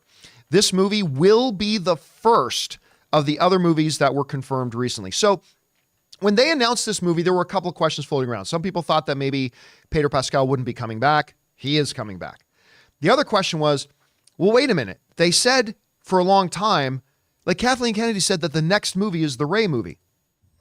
Kathy Kennedy says a lot of stuff. So obviously the Rey movie is not going to be the next movie. We're not going to get the Rey movie before whenever this comes out in 2026. So The Mandalorian is the next up. It's going to be the next one. Directed by Jon Favreau. I'm very excited on many levels for it. However, the one thing that I am a little concerned about, although this Moana news might alleviate my fears a little bit. John, what does the Moana news have to do with Mandalorian? Here's what it is. You guys who watch the show regularly know that my one kind of worry, just worried, I'm not saying it's going to happen, just worried. My one worry has been that this Mandalorian feature film was going to be nothing but an ad for the Mandalorian Disney Plus TV series. And hey, everybody, did you like this movie? Well, make sure you sign up to Disney Plus to see the continuing adventures of Mando and Grogu. Because that will elicit a really big FU from me. If you're going to do this movie, give it the respect, the time, everything that it deserves to be as a major theatrical Star Wars film. Don't make it about it's just an ad for a Disney Plus frickin' show. Even if it's a Disney Plus show I like. Just don't do that. Again, hearing the news about Moana that Bob Iger looked at, this thing was Moana 2 was supposed to be a series destined for Disney Plus, and Bob Iger said, no, it's too good for that. We're going to put it in theaters. That makes me maybe feel a little bit safer about this, that maybe this is going to be treated not as this is going to be a marketing piece for our Disney Plus show, but rather be treated as truly a cherished Star Wars theatrical experience. Something we need terribly badly after The Rise of Skywalker. We need this so badly. So it's good to hear this, and it's good to hear that it's going to be the next one out of the gate. And you know what, Chris? It kind of fits under that discussion we just had about, the fact that they're going to be doing a bunch of sequels in animation right now. it kind of falls under that because it's like, look, I think Bob Iger realizes and understands we need not just a box office win, we need a critical win with our Star Wars, especially coming off of The Rise of Skywalker. We need something that the audience collectively loves, that the critics love, and does well at the box office. And let's face it, your best chance of starting out in the right direction is by coming out with a Mandalorian movie than, say, one of the new films that one of the directors says they're going to do, or a Rey movie, per se. So I don't know. You heard about this. 2026 is when we're going to get it. And apparently they're going to start shooting it this summer. What do you think about this? We'll see. Yeah, maybe. I've got my contact at Disney who was walking me through the quarterly call and everything, and was talking about some of the stuff happening here with Mando and everything. So I was very, very excited about it because it seems like things are moving forward so that we should get this in 2026. I say should just because we've been burned before. And while I'm very, very optimistic, hope springs eternal, I would really like this movie by 2026. I can also foresee some scheduling issues coming up or some other things, especially if Pedro Pascal is doing this and Fantastic Four and all the other things that he's doing. So I'm just not going to hold my breath if that's the absolute date. But that being said, I'm really excited about this film. I think this is the way to go. This is the way. There we go. I mean, I think Dre? No, I'm just saying Pedro Pascal should rent a house just near the lot. He's going to be there. The Disney lot, because he's going to be running back and forth between two sets. He's going to be there a lot. Exactly.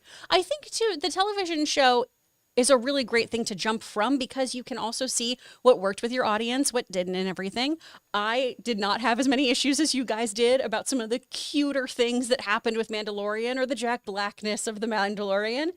But if that didn't, resonate with all viewers, then it's, hey, okay, what did we really like in our series? What really worked, still moves our story forward, gets back to the heart of this father-son relationship, this found family relationship that still ties into the greater Star Wars universe, but also can move Star Wars forward as a whole. Even though this is at a very specific point in time, I want it to be something that we learn more things about that we can take for future films. Not in the same way that like midichlorians changed things or anything, but I want to know what happens to Grogu. And I swear to God, if any of you say right now that he dies, I'll flip this table. But they do have to kill him at some point. No, he's been in hiding. It's the only explanation for him not being anywhere to be found in the original trilogy. But to your point about like my worry about they're just using it to promote Disney Plus. Mm-hmm. A lot of other people have brought up a concern, and I think it's a justified one, that is this going to excite people who don't have Disney Plus? Is this going to excite people who have not watched Mandalorian? Because let's face it, we just went over the top streaming shows of 2023. You know what wasn't on the list? Mandalorian. So, I mean, are they limiting the potential audience from this because they're doing it based on a show that not everybody has watched? Well, if Disney is smart, what I think they'll do is kind of the same thing they did with Ms. Marvel. We released those episodes to actual television. Put them out on ABC. Exactly. That's a good idea. Do a Mando like few nights, or hey, for the next month or two, we're doing, Mando Mondays, and you can watch the show so you're caught up for the movie. Mm-hmm. Or at least enough of that, maybe to tease it out just so you do want to go get Disney Plus. Because that's the other thing here. Is it going to drive subscribers to go, oh, I've not watched any of this. Should I get a Disney Plus subscription now? Or do you do that thing where you put it on ABC so you build up that momentum, get people excited, and then they go, oh, well, from now on, I absolutely have to watch my Star Wars shows right when they drop. I don't want them ruined for me. All right. The creators ruin them themselves. Oh, shots fired! Listen. Maybe the plan, even though he was nowhere to be found, maybe the plan is little baby Grogu survives. Mm-hmm. No, he was dead the whole time. And is one of the first students in Rey's new Jedi Academy. Yay. I don't know. Maybe they're going to do that. Yeah, I personally think he dies. Star Killer base. He has I don't already, know. though, turned away from the Force to an extent, right? He didn't complete his training with Luke. He decided he wanted to stay with Papa, because who wouldn't? And so maybe then we meet a Grogu later on who is a full-blown Mandalorian, who's been living out the way, or who has, become some other kind of individual, or finally is ready to return to the Force. There's so many things you can do with him. All right. Guys, question is for you. What do you think about all this? Let us know in the comment section below. All right, guys, with that down, we're now going to move on to the most important part, which is taking your live comments and questions. But before we get to that, we're going to take a quick moment and thank one of the sponsors of today's episode, my mobile service provider, and they should be yours, Mint Mobile. Guys, we want to take a second to thank a sponsor of this video, Mint Mobile. On average, it takes about 30 days for a person to break their New Year's resolution. So if saving money was on your 2024 list, your odds aren't looking that great. Luckily, I have a 100% guaranteed way to save you money this year. Just switch to Mint Mobile. For a limited time, wireless plans from Mint Mobile are $15 a month when you purchase a 3-month plan. That's unlimited talk, text, and data for $15 a month. I've told you guys many times that after switching to Mint Mobile, I am spending less than a third on my cell bill than I used to with a major carrier. Say goodbye to your overpriced wireless plans, jaw-dropping monthly bills, and unexpected overages. All Mint plans come with unlimited talk and text plus high-speed data delivered on the nation's largest 5G network. And don't worry about having to change phones or numbers. Use your own phone with any Mint Mobile plan and bring your phone number along with all your existing contacts. So guys, to get this new customer offer and your new 3-month unlimited wireless plan for just $15 a month, go to mintmobile.com/Campea. That's mintmobile.com/Campea. Cut your wireless bills to $15 a month at mintmobile.com/Campea. Additional taxes, fees, and restrictions apply. See Mint Mobile for details. And thank you to our friends at Mint Mobile for sponsoring today's episode of the John Campea Show podcast. All right, guys, with that down, let's get over to your live questions here, shall we? Chris, what do we got up first? Damaris? From Damaris Love. Nuck if you buck is perfect for Knuckles. That was the tagline. Oh. Nuck if you buck. All right. What's next? From James Wheeler, who sends in a $20 super chat. Thank you, James. Hello, everyone. John, in response to a question you had the other day, 3 directors have won 2 straight Oscars. John Ford, Joseph Mankiewicz, and Inarritu. Was that 2 years in a row that he won? I know the 3 Amigos won. What's the guy's name? Inarritu. I know the 3 Amigos. So you had Inarritu, you had Guillermo del Toro, and Alejandro. Who's the third of the 3? Anyway, they won like the Academy Award. But did Inarritu win 2 years in a row? Yeah, they're saying Dat Boy saying Birdman and Revenant. I didn't realize that was 2 years in a row. Anyway, yeah, I know the first. Or we were talking about this on Open Mic the other day. The first director ever to win back-to-back Best Director awards was John Ford. And I said, I don't know if he's the only one who ever did it. Maybe he was, but apparently, and I didn't realize that he won that back-to-back as well. Very cool. Thanks for throwing in that little tidbit. You're hired, James Wheeler. I'll be leaving now. All right, what's next? From Dildar, the glory. Oh. Anyone see Hellraiser Hellworld? It's a terrible movie, but has a 19-year-old Henry Cavill in it. Oh, wow. It was filmed in 2002, but didn't release till 2005. No, I did not. The first movie I ever saw with Henry Cavill in it was The Glorious Stardust that he did with Matthew Vaughn directing. Charlie Cox, Daredevil, was in that. Claire Danes, Catwoman, Michelle Pfeiffer, Robert De Niro, Ricky Gervais, Peter O'Toole. She's British. She could be Claire Danes. Who was the bad guy? Oh, sorry, who was like the bad guy in Robert Downey Jr.'s Sherlock Holmes? And he was like the man in the chair for Kingsman. Yes, yeah. What's his name again? What's that actor's? The bald actor, and he was the villain in the first Shazam movie. Mark Strong. Mark Strong. Yes. Mark Strong was in that as well. I mean, that movie's so good. Oh, I could talk about Stardust all day. I love that movie. All right, what's next? From Elvis C. Hello, John and crew. Today is John Williams' 92nd birthday. Wow. To me, he's the greatest composer. Is he yours too? Who do you think is his successor? Bring on the filthy. There is no successor. No one's going to be. There's never going to be another John Williams. There's just not. And I don't know that he's the greatest composer of all time. He's the greatest movie composer of all time. Like, no one will ever come along again that, like, all you got to do is da da da da. Everybody's Jurassic Park, man. There's Jurassic Park. Bum bum bum bum. Oh, yeah. Raiders of the Lost Ark. Bum bum bum bum. Superman, Star Wars, and Harry Potter, and he is the master of creating this music that not only enhances and works with the film itself, but the music itself becomes iconic. And the music itself becomes instantly recognizable. Hans Zimmer, for example, is amazing, right? Mm-hmm.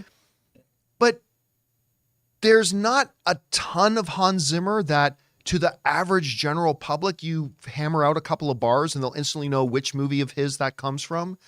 Michael Giacchino is really, well, I don't know how much conducting he's going to do. He's becoming a little bit of a director himself on top of all that. Guys like Silvestri and everything, but I don't think there will ever be another John Williams, to be honest with you. I don't think there is a successor to him. I think that's it. I don't think we're ever going to get another one like him. If you really like composition, though, check out Kanji Kodo, who does all the Zelda music. Because that stuff, I think, is beautiful and profoundly moving. Does he do the new games, too? I believe so. Like Breath of the Wild and all that kind of stuff? I believe so. I do need the to music in that double-check game is very good. All right, what's next? From a man. Next categories they need to add are Best Performance in a Voiceover or Motion Capture Role and Best Acting Ensemble. Voiceover and motion capture could either be one category or two separate ones. There's kind of two different mediums, though, of acting. And it's two different jobs. The problem I've always said with Best Motion Capture is there's simply not enough yet. Yeah. Right? Like, so you have a category Best Director. Okay, there's literally 700 eligible people who could be up for that award. And I think so motion capture has to become more of a common thing before it gets its own category and stuff like that. Same with Best Voiceover, I think. I just don't know what else. I do like the idea of Best Ensemble because that, again, is a SAG award. The Screen Actors Guild has that. I think there's something, and it's not, I've already heard somebody say, isn't that just the same as Best Casting? No, it's somebody does a great job putting a group together, but now that group does a great job collectively. They're two different things. So I could see that one someday becoming a category as well. But I also think the Oscars need to look at starting to remove some categories. But that's another discussion for another time. All right, what's next? From Alec Andrew, Beetlejuice news, updates? I mean, we know it's up. We know the release date. Yeah. Yeah, they put out a poster. Beetlejuice. Yep, Beetlejuice, which actually is a really good title. My general feeling of Beetlejuice 2 is I don't care. Yep. I listen, I like the first Beetlejuice as much as anybody, but do we really? A sequel? I'm going to go on. I don't think this movie makes a lot of money. And I hope I'm wrong for everybody who's excited about it, but I just don't have a lot of enthusiasm for it. But then again, there's been a lot of stuff in the last couple of years that I had no enthusiasm for, and then it came out, and then I fell in love with it. So maybe that'll be Beetlejuice. All right, what's next? From Dr. Stinky, I switched to Mint Mobile. Nice. My new S21 Ultra arrives soon, and I will be on Mint. I'm happy to be a part of the Mint family. Thanks to you. Bring on the filthy. Right. Dr. Stinky, record this segment of the show and email it to Ryan Reynolds. Yeah. Just to make sure. I mean, for those of you who don't know, it was incredible. Mint Mobile signed up again to become the main sponsor of the John Campea Show for all of 2023, which is amazing because sponsors do not normally stay on shows that long. Even if they love working with them, it's like, yeah, well, we've already sponsored it. We move on to sponsor other things now. They have been sponsoring us for years now. They're going to be our sponsor for all of 2023. So 24. send that, 2024. Thank you. It's January. It's already January. So clip that out, Dr. Stinky, and send that to Ryan Reynolds, just so maybe we can get him locked in for 2025 as well. All right. What's next? From Christopher Brickner, Percy Jackson was renewed for season 2. Yay! Yeah, very happy about that. I mean, it was also kind of a foregone conclusion, though, right? Because the show was great. It was received wonderfully by the critics, received wonderfully by the fans, and had bigger viewing numbers than Loki and Ahsoka and all that kind of stuff. So it's like, yeah, that's pretty much an automatic that it's going to get a season 2, but I'm super glad they did regardless. Do you think having it on Hulu also helped with its viewing numbers then? I mean, it seems obvious that because it did cross platforms. Maybe. I mean, it certainly couldn't have hurt. Yeah. So possibly. I mean, but like Hulu doesn't have near the numbers that Disney Plus has. That's true. Right? So, but I'm sure it didn't hurt. All right, what's next? From Table Creed, sending in a $12 super chat. Thank you so much. Hi, John. This is technically my first super chat, but I'm just testing the gaps between chats so I can send you a longer message in a few days. We will hold and wait.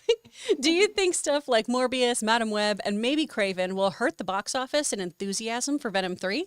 I think Venom 3 will be hurt by it. 100%. 100%. Now, let me preface that by saying, number one, we have not seen Madam Web yet. Sony seems to have no belief in it, but still, let's be fair, we have not seen Madam Web yet. Number two, we have not seen Craven yet. But if Madam Web turns out the way Sony seems to think it will, Sony seems to think it sucks. They do.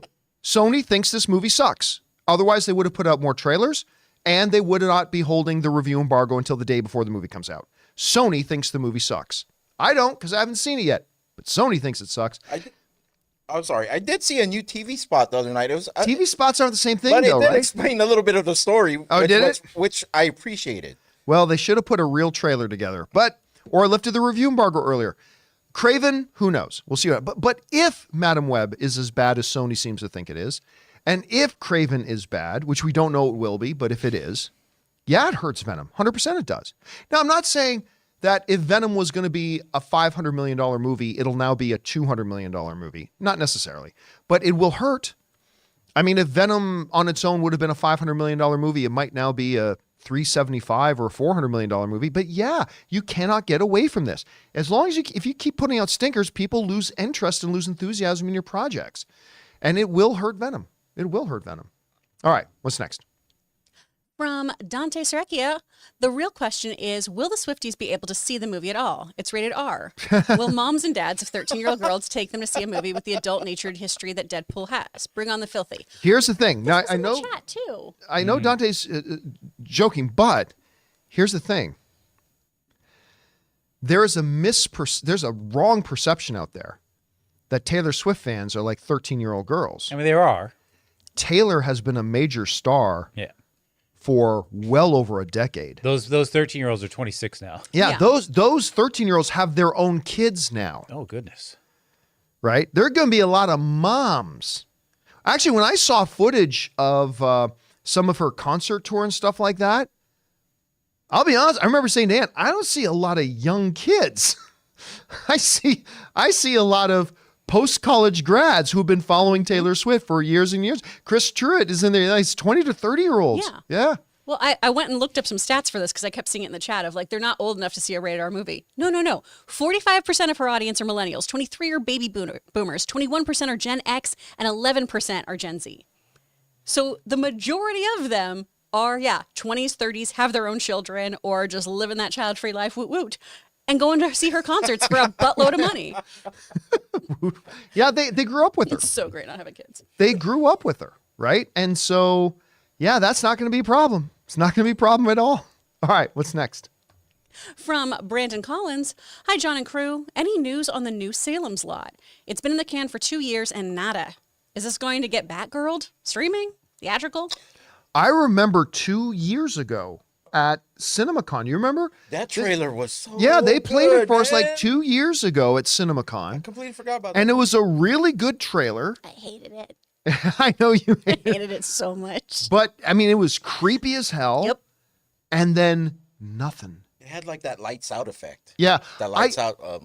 I don't know if there's some kind of rights issue going on, or if they just haven't found the right window or time, or at this point, I have a feeling it's probably going to go to streaming somewhere. But it's just a guess. Let me ask this. Has there ever been anything like a trailer that dropped at CinemaCon where that movie actually never ended up releasing? Probably a few, right? I can't think of any other than... Because remember, at CinemaCon, they only preview movies that are coming out that year. So it's not like they preview movies that are coming out in 3 years, and because those ones will disappear. You're right. So this should have come out already. They're showing you stuff for movies that have already been shot or are almost completely shot. So Salem's Lots are really... I'd totally forgotten about it, actually, so I'm glad you brought it up. There was an article in Variety back in October of 2023 saying that it appears like it's going to be headed to Max. But that was just... That makes the most sense. Kind of their speculation there. That makes the most sense right now. All right, what's next? From Disgraceful Entertainment, why am I just realizing that Sonic has a spin-off Knuckles show coming in April? I forgot all about it too, Disgraceful. I did until they dropped. Like I remember us talking about it last year that, they're going to do a Knuckles series. Okay, sure. And I had totally forgotten about it. So yeah, it caught me by surprise too. Like that trailer dropped and I'm like, what? Oh, right. They were doing a show about this. It's going to be stupid. And then I watched it and I fell in love with it. So, all right, what's next?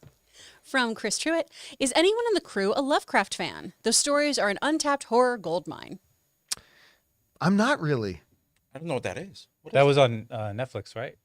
Oh, well, do we mean like Lovecraft? Lovecraft. I thought he meant. Or I do we think I thought he meant the Lovecraft, writer. like the author. Yeah, I think he means the author. Oh, maybe then, yeah. Yeah, so I'm not personally. All right, what's next? H.P. Lovecraft stuff is cool, but also like through a modern lens. Ooh. Diddy Bop. Hello, all. When watching what Netflix and the WB Fox Disney Group is doing now with sports, I feel like sports betting is the next goal. Well, I don't think you're going to see the networks get involved with sports betting, but I mean, we're already seeing that. And for those of you who missed the story, like Fox, Disney, and Warner Brothers are teaming up to make the ultimate sports streaming service. This one new, they haven't got a name for it yet, but this one new sports streaming service, I called it Big Dick Sports. So whatever, we'll see what happens. But it's going to have on it, if you have this one streaming service, when you log into it, it'll have ESPN, ESPN2, ESPN News, Fox Sports 1, Fox Sports 2, TNT, ABC Sports. But like, it's going to have all of it. They're going to have NFL games, Major League Baseball games, NBA games, NHL games, international soccer, tennis, motorsports. Like but not it's crazy. Sportsnet Now, LA. It is funny. The last number of years we've seen sports betting, and of course our sponsor this week, one of our sponsors this week is DraftKings, is becoming more and more and more mainstream. Now, I don't think we'll see the streamers themselves get involved with it, but I mean, when you watch a UFC event, they now do cutaway commercials with like the play-by-play guys going, you can put in a parlay on this fight and this fight and this. I mean, it's getting more and more integrated. So we'll see where they go with that. It's big money. It's big, big money for them. So maybe they can't turn away from it. All right, what's next? From Andy, one of three. So it's this middle one, yeah. Then you gotta. Glad to see Jon Stewart's back and in time for the 2024 election, as he left before the 2016 one. Only the host of The Daily Show, the GOAT of all late night, could help us, but when the world needed him most, he vanished. 9 years passed and the OG host has returned, a comedian named Jon Stewart. And although his comedic skills are great, he's got some rust to deal with before he can save anyone. But I believe Jon Stewart can save the world. Well done repurposing the Avatar opening, Andy. That's beautiful. What's funny is friend. I was going towards The Dark Knight Rises. Yeah, it took me a moment, and then I was like, wait a second. He's just gonna have bad knees, like Bruce Wayne did. Jon Stewart is simply the best. He's so great. He's listen. Trevor Noah was very good. Trevor Noah was, and you know what? I didn't even watch him for the first couple of years. And then I started seeing clips of him, and I'm like, he was quite good. He's great, and he made it his own. Right. He's no Jon Stewart. I mean, the true spiritual successor to Jon Stewart is Last Week Tonight. John Oliver? John Oliver, who's also great. But Jon Stewart is like the best to have ever done it, I think. He was like a mixture of biting, intelligent commentary with absolute humor. It was just so funny you mentioned that because I was watching on my YouTube rabbit hole yesterday some old clips of like Jon Stewart, and man, that dude could rail. It was really funny. And now, yeah, he's only coming back for one night a week, and then at some point they'll get the next permanent host of that show. But yeah, it's kind of cool seeing him come back for a little bit. All right, what's next? From Victor Acosta, chances that we finally get MCU X-Men by 2026? Like a proper movie called X-Men? I think it might be a little bit longer than that. Yeah, I think so too. We're going to see characters popping up. We already have started to see characters pop up. Mm-hmm. But an X-Men movie... 27. Probably 27 or 20. Yeah, that's right. I mean, it's possible. 26 is possible, but I think that would be a movie that would have to go into production sometime later this year. That was Feige's estimate when he was first asked about it. I think he said that he didn't see an X-Men movie coming out until 2027 or I don't remember that quote. I have to look that up. Yeah. When they first bought, when people kept asking him. No, when they first bought Fox, he said it won't be for at least 5 years. Now that was 6 years ago. Right. And he was true. Everybody kept arguing, no, they're going to come sooner than that. And sure enough, it wasn't for 5 years that we started seeing the X-Men stuff starting to get referenced. But yeah, I think 2026 is going to be a little too soon, but we'll see. All right, what's next? From the Richards Traveling Underwater Lounge. Aloha, gang. What are some of your most memorable educational children's shows growing up? I loved Sesame as well as Captain Kangaroo and Mr. Rogers. Thanks. Yeah, I mean, obviously, grew up watching Sesame Street. There was also some Canadian ones that, if any of you guys in the live chat, actually, bonus points to you. if any of you in the live chat can say and predict and guess what I'm about to say, because there's a couple of shows I'm going to mention that only Canadians would know. So I'll give it. Rodney McKay got one. Mr. Dress Up was one of them. So Rodney McKay, good on you for that one. See if anybody. Well, the Red Green Show was not a children's educational show, but Mr. Dress Up was kind of like our version of Mr. Rogers. And Ron H got the second one. Jonathan, bring the Ron H's up if you can. Ron H got the second one. The Polka Dot Door. The Polka Dot Door. I used to love this one, Today's Special. And I remember Canadian they played that one in Canada too. Today's Special. I remember that. But Polka Dot Door was a big one for Canadian kids growing up and watch as well. I used to watch You Can't Do That on Television. And Yep. You remember who was in that? A certain famous pop star was in that show. You Can't Do That on Television? Yep. Because I know Kids Incorporated had a bunch. Alanis Morissette Okay. was in. So as a kid growing up, if I remember correctly, yeah, as a kid growing up, born in LA, I was like, they talk weird on this show. I had no idea why. Like, well, I remember a lot of people used to say that about Degrassi too. It's like it's crazy, but why do they? I was so confused the first time I watched it. I was like, yeah, what is because it's happening? a very Canadian What is show. that?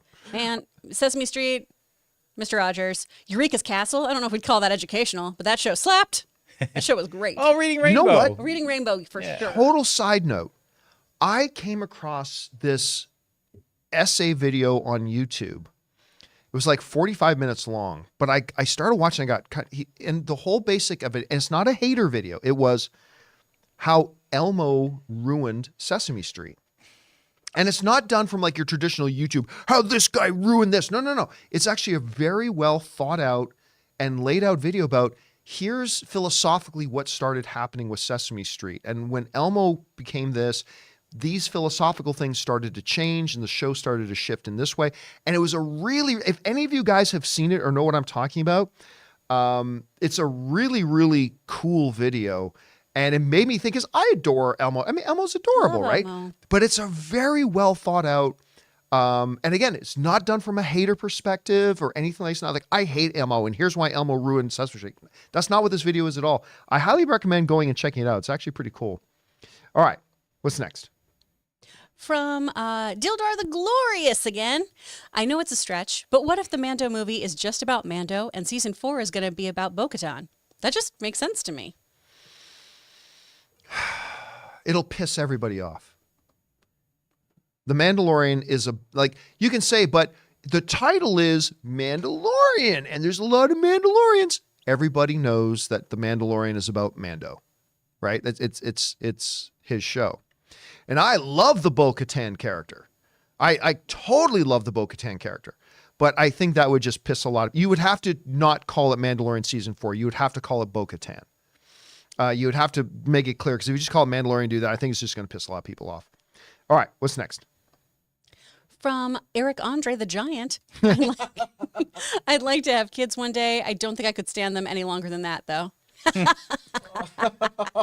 There... I don't know if I can find it. I hope I can.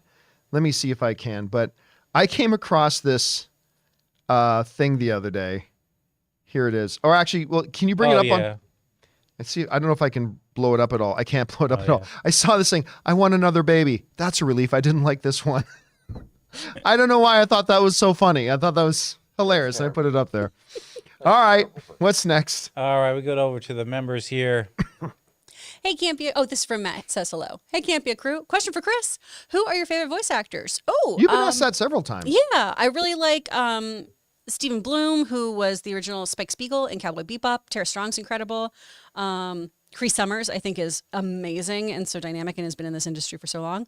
There's tons of folks. And then for people who can kind of pivot between on screen and everything, I really love Colleen O'Shaughnessy, who is Tails, and Ben Schwartz, who I think is just fabulous. And Ray Ora. And Ray Ora. The voiceover artist, Ray Ora. All right, what's next? From a min-mash. So if we had best casting this year, it would go to Oppenheimer, right? And next year it would probably go to Dune 2, LOL. Yeah, but it's not till 26. Yeah. Well, remember, the award isn't best cast. The award is best casting. So I don't know that it would go to You know what? I said this the other day. I think if I was voting on best casting, I think I give it to American Fiction. Because that was just like bang on cast. Not all the biggest names, but everybody in that movie was absolutely perfect for their roles. It was Barbie? incredible. What's that? Barbie? Barbie's just a lot of big names. You know, it is. I mean, and listen, like Margot Robbie, but she's the producer of the film. Nobody cast her. She's the producer of the film. Ken was good, but like when you look at like all the various Barbies and all that kind of stuff, it was all really good, but I don't know if they were all like perfectly cast for the role. But when I look at something like American Fiction, like everything from the sister to the mom to the maid to the guy she marries and all this kind of stuff, like every role was cast to perfection. I say Air a lot, but Air would be one of them. Air was Air would be a Air. good The one. casting in Air was fantastic. Yeah. All right, what's next? From Dominic Suma, the Moana situation to me is the best example of Disney missing a guy like Alan Horn. He knew the power of theatrical releases. Well, but that's what they're doing. Is now. And listen, you know what I think of, like if I was a tattoo guy, and I'm not, I like tattoos on other people. I'm not cool enough to pull off a tattoo. But if I was a tattoo person, Alan Horn might be one of the tattoos I get. I mean, Just Like his Alan name Horn's or his face? Alan Horn, On your back? right? Just a little tramp stamp. Just Alan Horn. No, I mean, Horn it in. Alan Horn is like the GOAT of movie executives. He's and I haven't agreed with everything he's ever done. Aside that aside, like he is just the frickin' man. Like there's only one guy who could be Kevin Feige's boss and elevate Kevin Feige. And like he was so good at what he did that when Iger took over Disney, he got him out of retirement. And then he finally retired again. And then WB is like, we need you as our consigliere over here. So he went over to WB and has been helping them out a lot. He's just the best movie executive there has ever been. And I'm a huge fan of the guy. Huge fan of the guy. I still remember I was at a D23 and Alan Horn came out on stage, and I fanboyed a little bit because I'm a big fan of his. But they brought up on the screen a cover of a magazine from 1979, I think it was. It was Karate Magazine. Mm-hmm. And Alan Horn, black belt Alan Horn on the cover of Karate Magazine in 1979. I'm like, Wow. this is the coolest motherfucker in this business. I love Alan Horn. All right, what's next? I'm sorry, the chat is like more like Alan Horny. Am I right? You guys are the best. Red One Real Talk. Not to add fuel to the fire, but Too late. Curious if you've heard anything about the future of leadership at Lucasfilm, John. You mentioned Kathleen Kennedy might be gone by the end of 2023, but since nothing's happened yet, do you think Disney's just decided to stick with her? Well, see, this actually, I brought this up on Open Mic yesterday. I said, so for those of you who don't know, like early in 2023, I said on the show, I had heard from somebody who is very, very much on the inside that the decision was made. It was done. Kathleen Kennedy is out as the head of Lucasfilm, but they're not going to announce it or make it official until sometime in between the release of the new Indiana Jones film and the end of 2023. Well, the end of 2023 came, and double checking, yes, Kathleen Kennedy is still at Lucasfilm. So there's only one of two options that I think has happened here. Well, one of three. I think there's three possibilities that have occurred. Possibility number one, that Kathleen Kennedy went to them, says, look, I've got this new plan. Give me the opportunity to try to pull this plan off with the future Star Wars. And if it doesn't work, I'll go. If it works, then let me extend. That's one option. The other option is that maybe they already have somebody else in mind, another executive in mind, but they will not be available till like maybe 2025 or something. And they just decided to keep Kathleen Kennedy there for now. The third option is Bob Iger may have returned and gone, look, we have a lot of spinning plates right now. We have a lot of things moving around. We just need to settle and have we just need to steady the ship for now. So Kathleen is going to stay for now until we get because they got so much they're trying to correct over at Disney with Iger coming back. Maybe he just decided to keep her around. So I honestly don't know the answer. But yeah, I got told, and if I said this name, 95% of you would recognize the name. But I got told by somebody very much on the inside that that decision had been reached early in 2023, and yet here we are, and she's still there. So I don't know. We'll have to wait and see. All right, what's next? From Matt, which rated R film will make the most money this year? Deadpool 3 or Joker 2? Deadpool 3. Joker Deadpool. 2 won't make as much as the first Deadpool. No. Or sorry, Joker 3 will not make as much money as the first Joker did. It may be great, and I think it's going to make a lot of money, but I don't think it's going to make as much money as the first Joker did. Deadpool 3. Well, now, we're saying that before seeing the movies. If Deadpool 3 is bad, it's hard to imagine, but if it is, it may not make that much money. So, but just all other things being equal, Deadpool 3 will make more money, I think. Any of you guys disagree with that? No. I would agree with Deadpool, but if Joker 2 like expands the universe in some way that everyone just latches onto, Sure. I don't know. Yeah. All right, what's next? From DTH238. Hey, John, with the WWE holding their press conference for WrestleMania 40 later this evening, what are your thoughts on what they decide to do for the main events? And which do you want to see?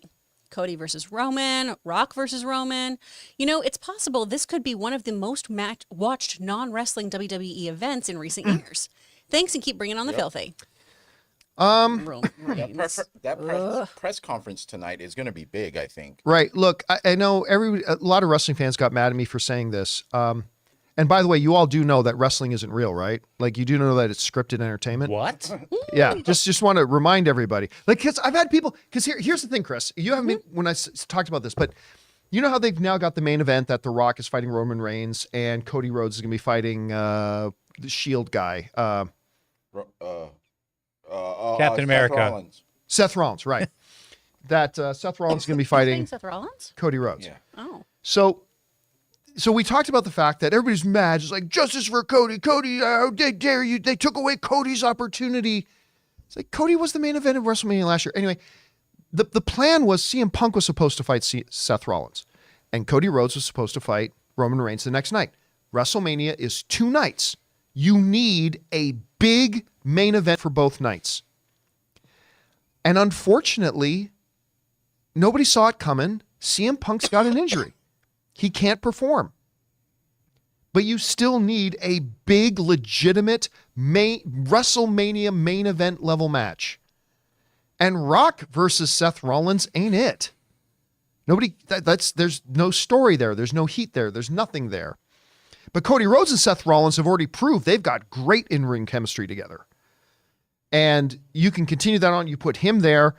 And Dwayne Johnson, you need a new main event to go on the second night?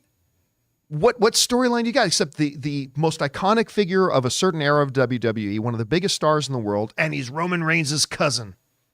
Big cousin. That's it. And then I talked about that on open mic, and I had a bunch of, John, you're just heartless. Cody Rhodes worked so hard and won all these matches. Like, you do know he didn't actually win those matches. Like, you do know, I know, but they wrote the script that he wins those matches. Somebody right? in the chat put this really succinctly too. It's the same thing as being upset with creative choices in a Star Wars movie. Yeah, right? exactly. Where it's, well, yeah, this is fiction, but we can be upset with how it's executed. Because I know for me, like, I've gotten shit in the chat. Roman Reigns does not do it for me because I feel like Roman Reigns doesn't sell stuff particularly well. He always has to have an assist to get the storylines kind of moving and pumping and everything. And that's fine. All of them are tremendous athletes. But for me, that character work isn't there for him, right? Where I'm like, well, this is a boring fucking match to me. I want some theatrics, damn it. So, but the bottom line is this, and I put this to the audience. What's the more successful WrestleMania? The one where you got Cody Rhodes versus Seth Rollins on night 1, and you got Dwayne "The Rock" Johnson versus his cousin Roman Reigns on night 2, or the WrestleMania that's got a B-level match for night 1 and Cody Rhodes versus Roman Reigns, which was just the main event last year, but that's number 2.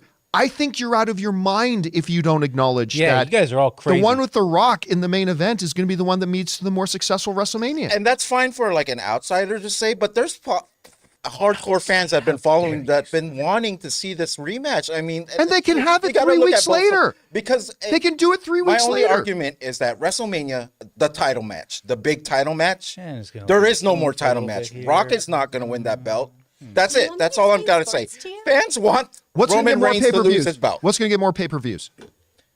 I don't know. Maybe this. I'll tell you what's going to be the most A lot of pay-per-views. people have Dwayne backlash. Johnson They're not being in the going to main watch event. this. They're not going to watch this. Yes, they are. They also, you know, it's the same people said Netflix is cracking down on password sharing. I'm canceling Netflix. None of them did. Subscriptions went up. Everybody say, oh, I'm not watching WrestleMania. Yes, you are. Watch. The numbers on WrestleMania are going to be huge. Now, look, everybody acknowledges the best situation is if CM Punk didn't get injured. Everybody agrees with that. Sure. If we had CM Punk versus Seth Rollins night 1, Cody Rhodes versus Roman Reigns night 2, that's what everybody wanted. That would have been the best situation. We all agree. But we don't have the best situation now. So what's going to make the most successful WrestleMania? And I think this is the option that leads to the more successful WrestleMania. But we'll see. Listen, if WrestleMania happens and the numbers are down, by the way, last year's WrestleMania sucked. I was there. But if you were there too. Rhea Ripley, man, she killed it.